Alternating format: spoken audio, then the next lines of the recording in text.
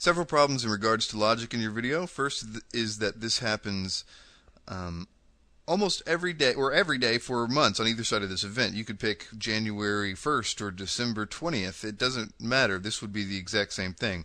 When Zeitgeist tells us that this happens on December 25th, or Acharias or whoever, it's a total misdirection. It's misleading. You could say, well, the solstice happens, then the 1 degree up and the 1 degree down, which it doesn't move a degree. That's just totally misleading and wrong math there, by the way. But even if that was the case, it's still like, so what? We're talking, these stars do the exact same things on either side of the event.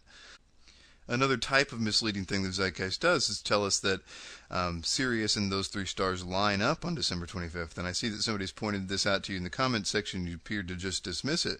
But I would say to revisit it and see that if they're saying that this is significant, and they're telling kids this, and that are getting their minds blown, right? And they're like, well, on December 25th, this particular day, Sirius lines up with the 3 stars in Orion's belt. That is not only untrue, it's deceptive. I mean, there's like several things that are deceptive with that. And not only the 3 kings, but the December 25th and all that stuff. I mean, everything about that statement is deceptive. And it's all begging you to make a connection where there is none. It's not scientific, it's just psychology. Okay, let's get into some of the specifics of your video.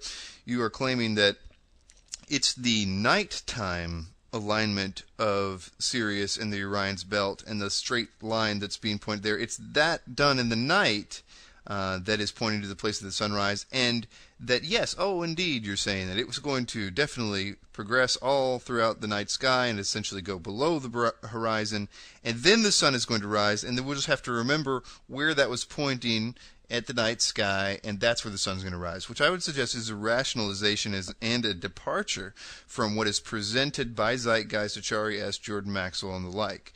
Now, even if they meant something else, they haven't been saying that. And there's not even if that's true, that, oh, well, we all meant that, so they've all been taking our stuff out of context. This is what we meant, and even if that's true, it's still wrong.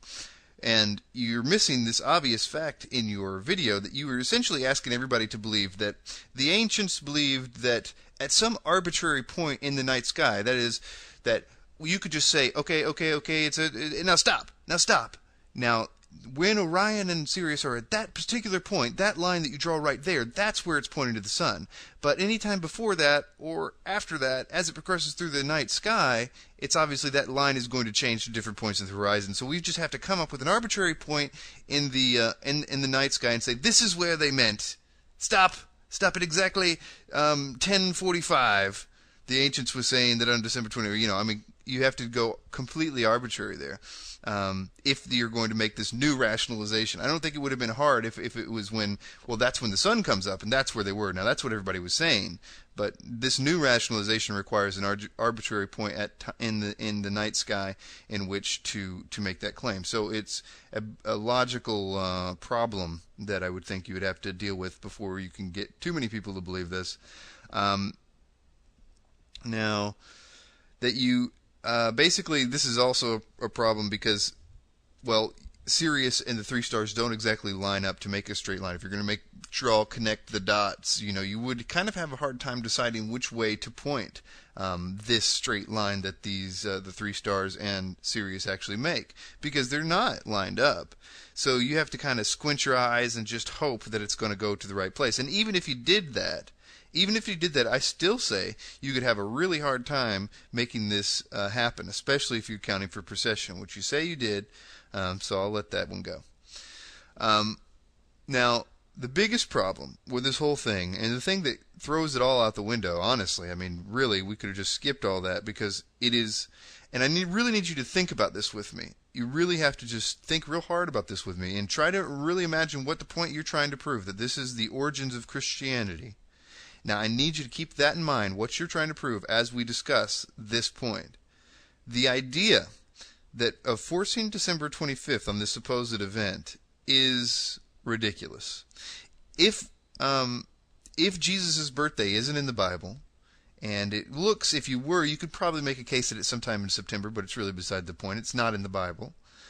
And it was only said to be December 25th, 400 years after the fact, by a pagan organization who I believe is the Catholic Church. I think that they are essentially believing the mystery school religion, an ancient mystery school religion which did worship the sun, and that they pose as Christians so that the kiddies will get confused and hate their enemy, Rome's historic number one enemy, which is Christianity.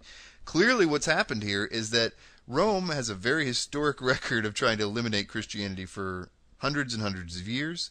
They were unsuccessful at it. They all of a sudden had a change of heart, said, hey, guess what, we're going to be Christians and we're going to force you to be a Christian and you have to pay taxes, obviously creating a lot of animosity, whereby they took away the Bible and they started telling us a new version of Christianity. Now, keep in mind, 400 years is a long time. It's like America times two, where there was an original Christianity that people were getting killed for, that had nothing to do with December 25th, had nothing to do with this. All this was added later. Now, to say that to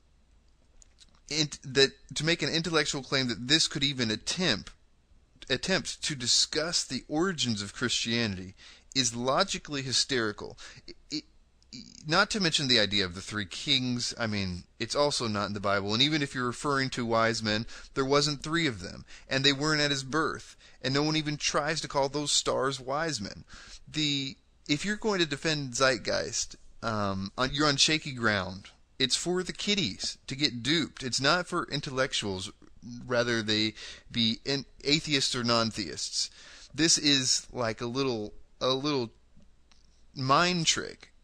And it's not at all logical. I need you to think about that. If we're talking about the origins of Christianity, we have to throw out everything that the Catholic Church did, because that's 300 years. That's not the origins. 300 years before that is a long time. Let's talk about those origins. And then you try to prove to me the allegorical sun worship with those origins. Now, I can prove it after the mystery religion who did worship the sun and wanted to get everybody else and forced them, in fact, to worship the sun through the rituals on December 25th and Christmas and Easter and all these things. Of course, Easter, I guess, wouldn't necessarily be worshiping the sun, rather Ishtar, but it's a whole other story.